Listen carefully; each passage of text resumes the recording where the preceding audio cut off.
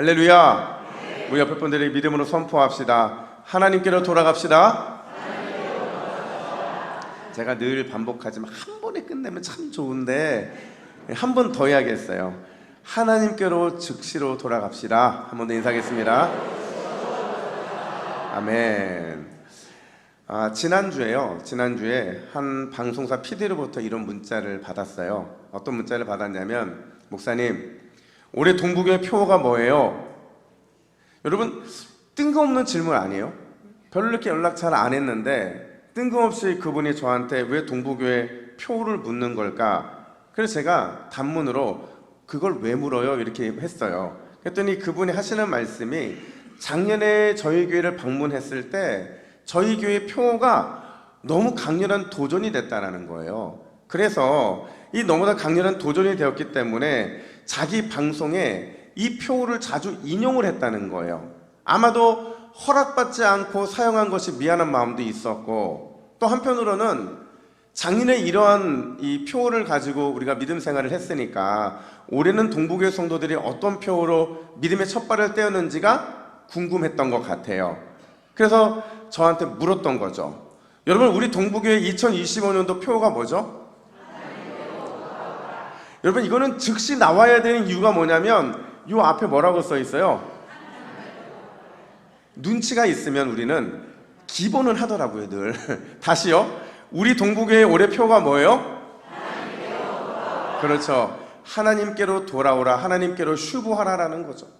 사실 이 표로 우리는 한 해를 시작했는데, 제가 그분한테 하나님께로 돌아오라라는 표라고 말씀드렸더니 그분이 뭐라고 마지막으로 답변을 하셨냐면, 목사님, 올해도 역시 기대가 됩니다.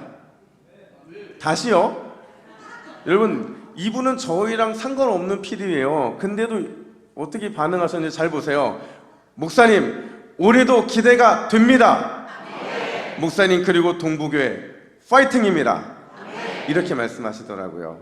여러분, 우리 주님께서 기대하고 갈망하는 자들에게 돌아옴의 역사를 넘어서 회복과 부흥의 은혜까지 베풀어 주실 줄 믿으시기를 축복합니다. 우리는 그 첫 출발로 지난주에 하나님의 영광을 갈망하는 예배자로 돌아와야 된다라고 말씀을 드렸어요. 여러분, 왜 우리는 하나님의 영광을 갈망하는 예배자가 되어야만 하는 걸까요?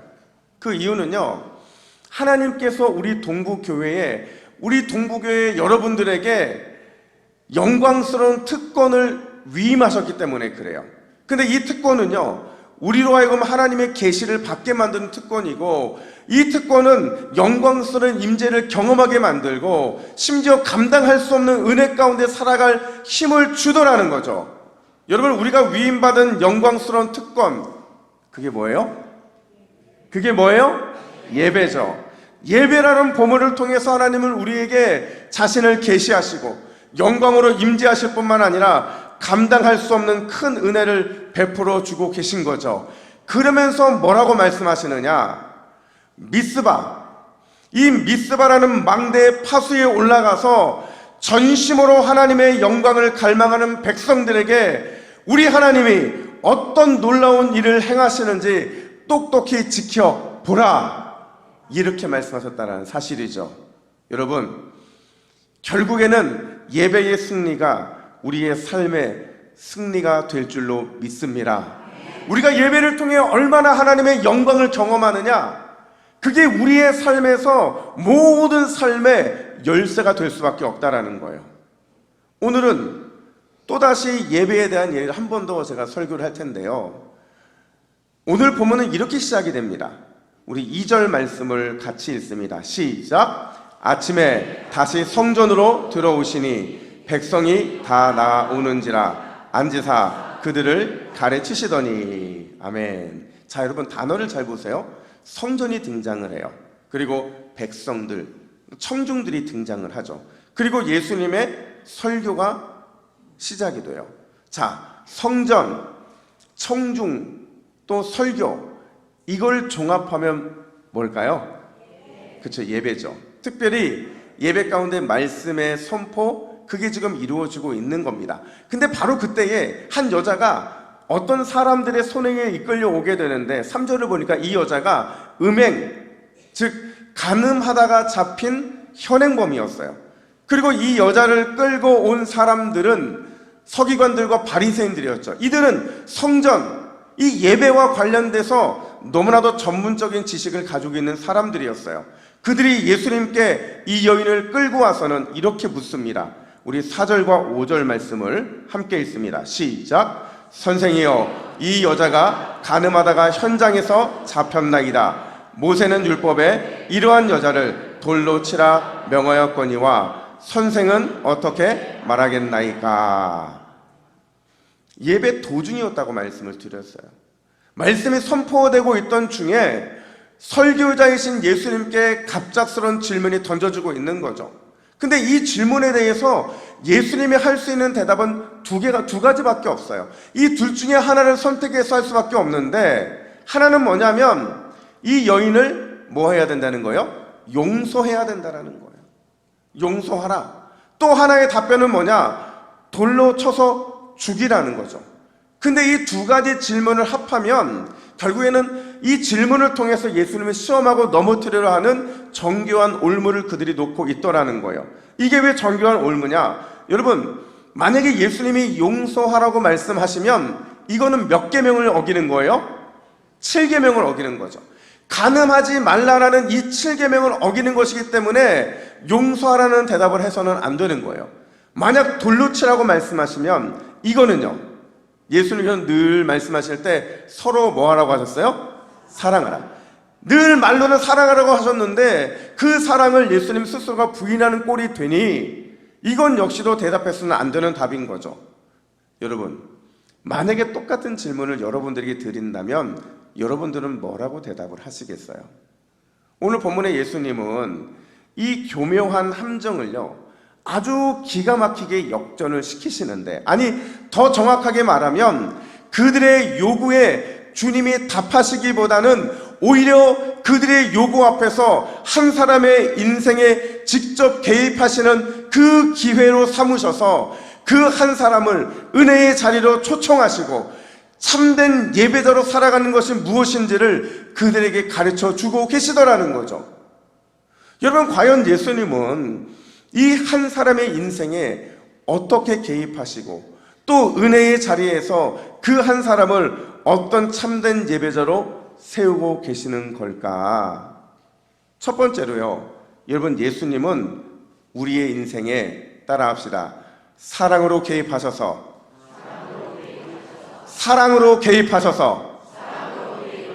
참 생명을 주십니다.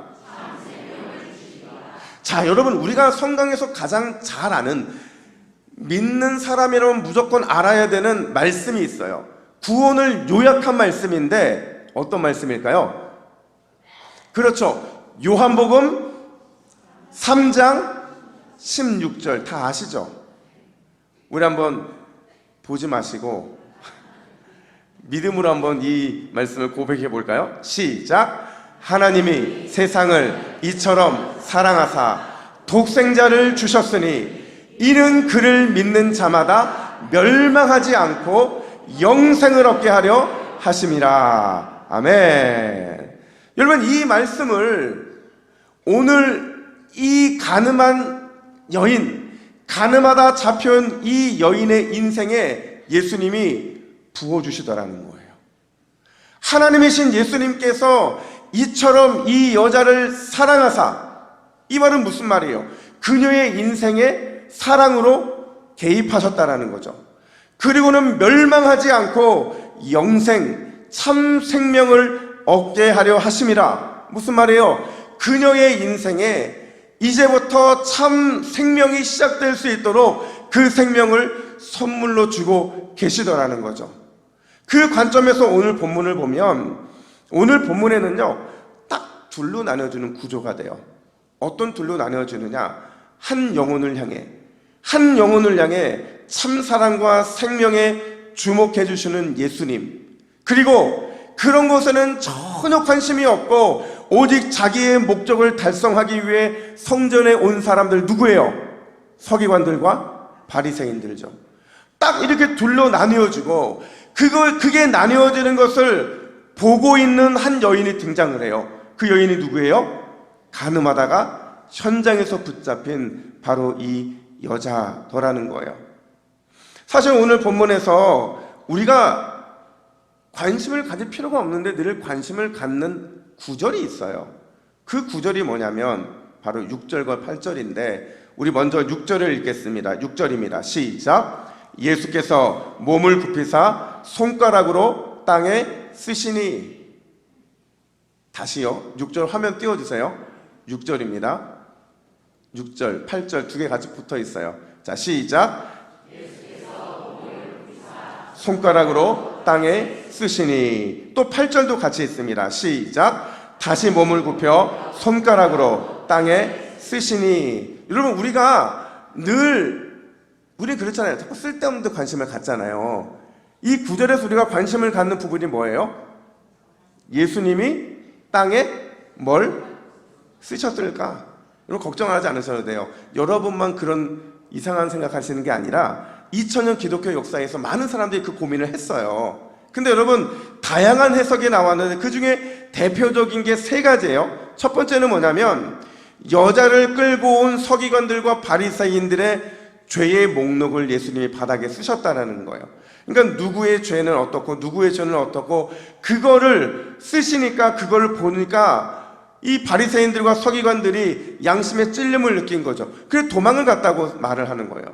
두 번째는 뭐냐면 예레미야 17장 13절 말씀인데 우리 함께 읽습니다. 시작. 무릇 여호와를 떠나는 자는 흙의 기록이 되오리니 여호와를 버림이니이다. 자, 여러분, 이 말씀으로 예수님이 바리새인들과 서기관들을 경고했다라는 거예요. 무슨 말이냐면 구약을 그들은 너무도 잘 알고 있었어요. 이 말씀도 잘 알고 있었죠. 근데 예수님의 땅에 누군가의 이름을 쓰시는 걸 보면서 그게 자기의 이름이라고 했다고 한다면, 아, 내가 여호와를 떠나고 여호와를 버렸다라는 하나의 징표로 쓰시고 계시는구나, 그거를 깨닫게 되어서 그들이 도망갈 수밖에 없었다라는 거죠. 마지막 세 번째는 뭐냐면 예수님께서 그냥 땅에 낙서를 하시면서 지금 뜬금없는 이 질문 속에서 마음의 평정을 찾고자 했다라는 거예요.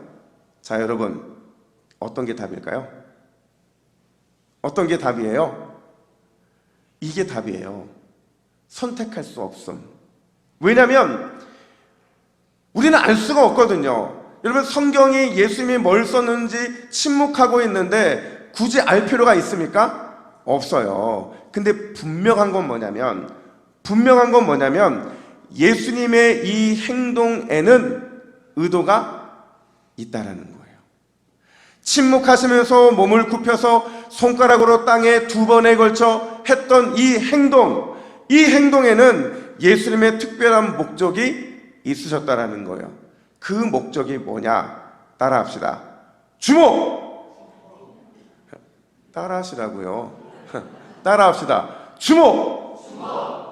여러분, 지금 예수님은 주의를 주목시키고 계시는 거예요. 주의를 주목시키시면서 마치 딴청을 부리는 것처럼 그 모습을 보이시면서 뭔가를 전달하기를 원하셨다는 거죠. 누구를 향해서? 9절 하반절 보니까 오직 예수와 그 가운데 서는 누구만 남았대요? 여자만 남았다는 거죠. 이 여자를 주목시켜서 무엇인가를 말씀하시고자 지금은 예수님은 이 행동을 2번 하고 계시더라는 거죠. 여러분, 생각해 보세요. 지금 이 여자가 정신을 차리고 있는 상태일까요? 정신이 없는 상태일까요? 정신 없는 상태죠. 왜 안 그렇겠어요?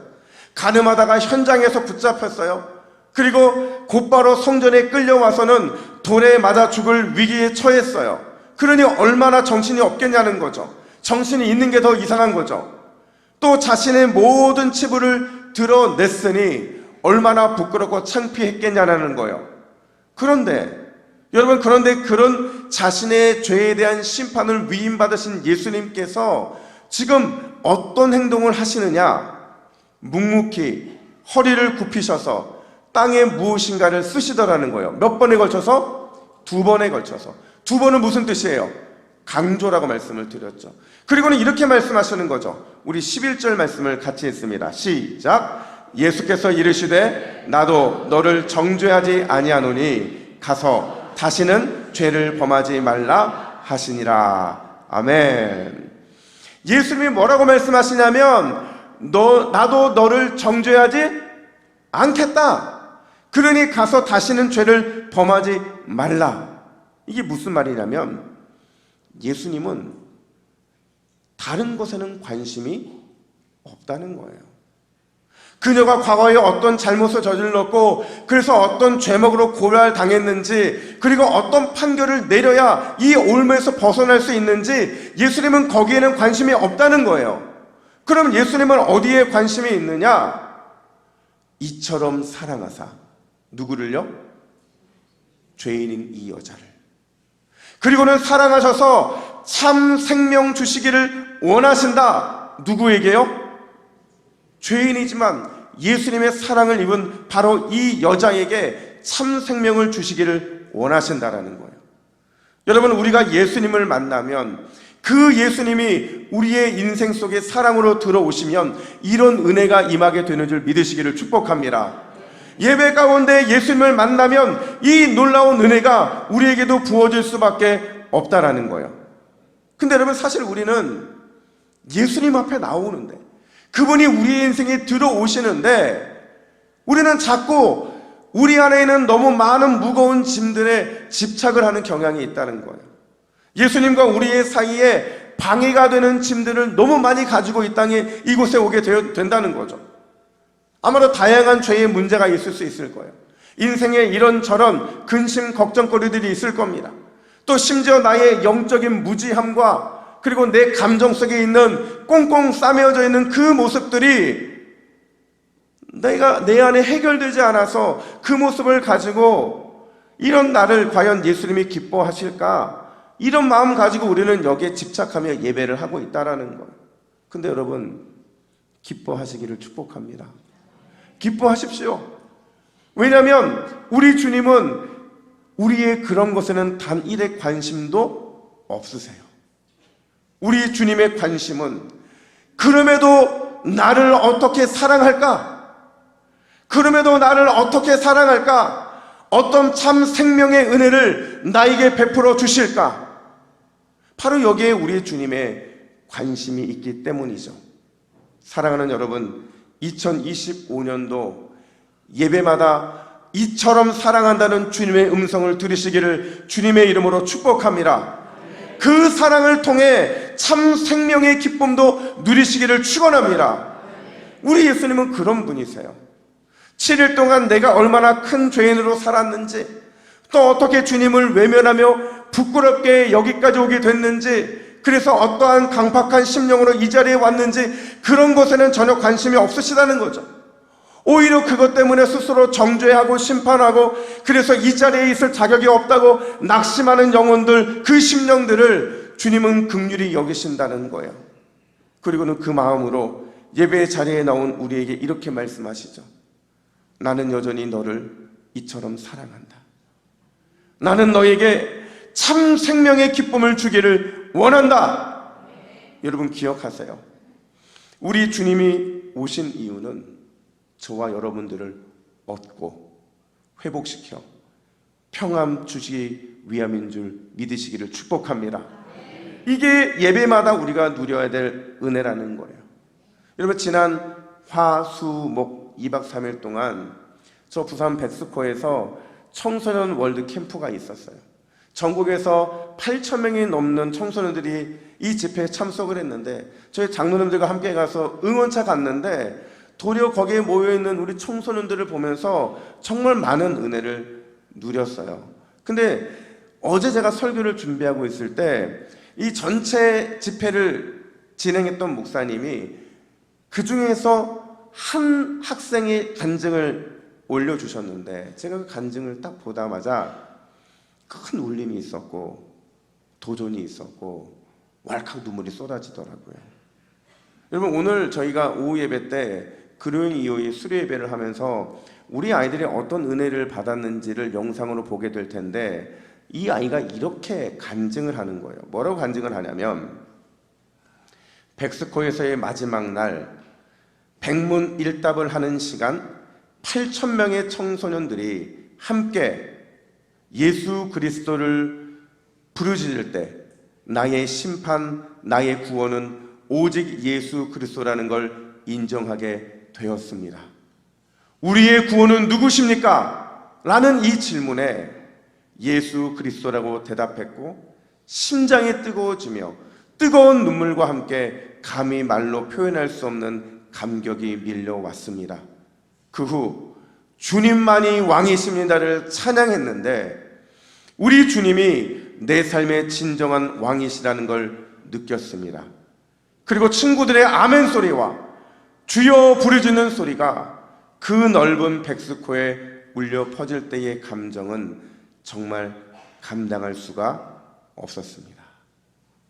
여러분, 그 자리에 저희 청소년들도 있었어요. 근데 제가 이 글을 보면서 그들의 입술로 우리의 구원은 누구냐고 묻는 질문에 예수 그리스도라고 대답했고, 내가 대답을 했고 그 대답이 들려지는 순간 이 심장이 뜨거워서 감당할 수 없는 은혜를 느꼈다는 것, 주님만이 나의 왕이라는 그 찬양을 올려드리면서 이제부터 우리의 인생은 진정한 왕 예수님을 삼아야겠구나라는 그 다짐의 결단과 주님의 이름을 부르는 그 모습이 제 안에 상상이 되더라고요. 그래서 이게 예배구나, 이런 고백이 있는 게 성령의 기름 부으심이 있는 예배라는 생각이 들게 되더라는 거죠. 여러분, 예배는요, 나라는 존재, 그리고 지금 나라는 존재가 갖고 있는 이 형편, 이 모든 것은 예배를 드리는 순간 사라지는 거예요. 그리고 예수님의 덮어주시고 베풀어주시는 사랑과 참 생명만이 남는 것, 그게 우리가 바라봐야 될, 우리가 갈망해야 될 예배이고 주님이 기뻐 받으시는 영적인 제사라는 거죠. 여러분, 오늘 예수님이 예배 가운데 저와 여러분들에게 이렇게 말씀하세요. 나는 너를 이처럼 사랑한다. 나는 너에게 영원한 참 생명을 주기를 원한다. 주님의 이 놀라운 개입하심의 은혜가 오늘 예배드리는 저와 여러분 가운데 충만하게 임하시기를 예수님의 이름으로 축복합니다. 뿐만 아니라 두 번째로, 여러분, 예수님은 우리의, 따라합시다, 생명의 빛, 소망의 빛, 구원의 빛, 바로 이것이 되어 주신다는 거죠. 여러분, 오늘 본문이 참 특이한 게요, 그 시작이 너무나도 갑작스럽고 뜬금없었어요. 앞서 살펴봤지만 말씀이 임하고 있는 상황이었어요. 근데 갑자기 바리새인들과 서기관들이 등장을 합니다. 그리고는 뜬금없이 현장에서 붙잡힌 가늠한 여자를 데리고 와서는 예수님을 시험을 해요. 근데 놀랍게도 결말도 갑작스럽고 뜬금이 없더라는 거죠. 왜냐하면 그 끝이 너무나도 허무하게, 뭔가 찜찜하게 끝이 나기 때문에 그렇죠. 여러분, 11절을 잘 보세요. 11절에서 오늘 사건의 이 이야기가 이렇게 매듭이 되어집니다.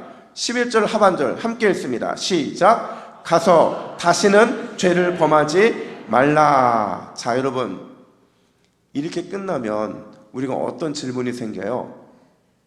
그래서 어떻게 됐는데? 만약에 드라마가 이렇게 끝났다고 생각해 보세요. 가서 다시는 죄를 범하지 말라. 끝. 얼마나 허무하고 또 얼마나 뭔가 답 없이 찜찜합니까? 가서 여전히 죄 가운데 살았다든지 아니면 돌이켜서 신실한 예수님의 자녀로 살았다든지 결론이 나야 되는데 결론이 너무 모호하다라는 거예요. 근데 여러분, 사실 오늘 본문은 애매한 결론이 아니에요. 오히려 해피엔딩이더라는 거죠. 그렇게 말할 수 있는 이유가 바로 12절 때문에 그런데, 우리 12절 말씀을 함께 읽습니다. 시작. 예수께서 또 말씀하여 이르시되 나는 세상의 빛이니 나를 따르는 자는 어둠에 다니지 아니하고 생명의 빛을 얻으리라. 아멘. 자, 예수님이 자기를 누구라고 말씀하세요? 나는 세상의 빛이다 말씀하세요. 그리고 예수님을 따르는 자들은 어디에 다니지 않는데요? 어둠이 아니고 어디를 다닌대요? 생명의 빛을 얻고 다닌다, 이렇게 말하고 있거든요. 이 말씀 속에는 예수님을 만난 사람들, 예배하며 예수님을 만난 사람들의 삶에는 두 가지의 특징이 나타날 수밖에 없는데, 하나가 뭐냐면 생명의 빛을 얻게 된다는 거예요. 더 정확하게 말하면 진짜 생명의 빛이신 예수님의 빛이 내 안에 훅 들어온다는 거예요. 완전히 내 안에 임하게 된다는 거죠. 또 다른 하나는 그 결과로서 어둠이 아니라 그 빛이 내 안에 들어왔기 때문에 빛을 따라다니는 삶을 살 수밖에 없다라는 거예요. 여러분, 그 관점으로 오늘 가늠하다 끌려온 이 여자의 인생을 다시 한번 생각해 보세요. 이 여자가 왜 가늠했을까요? 언젠가는 걸릴 줄 알았는데 왜 그럼에도 7계를 범하는 인생이 될 수밖에 없었느냐? 왜냐면요, 과거의 이 여자의 인생에는 뭐가 없었기 때문에 그래요? 생명의 빛이 없었기 때문에. 생명의 빛이 이 여인 안에 들어왔다면 분명히 이 간음의 자리까지 나아가지 않았을 거예요.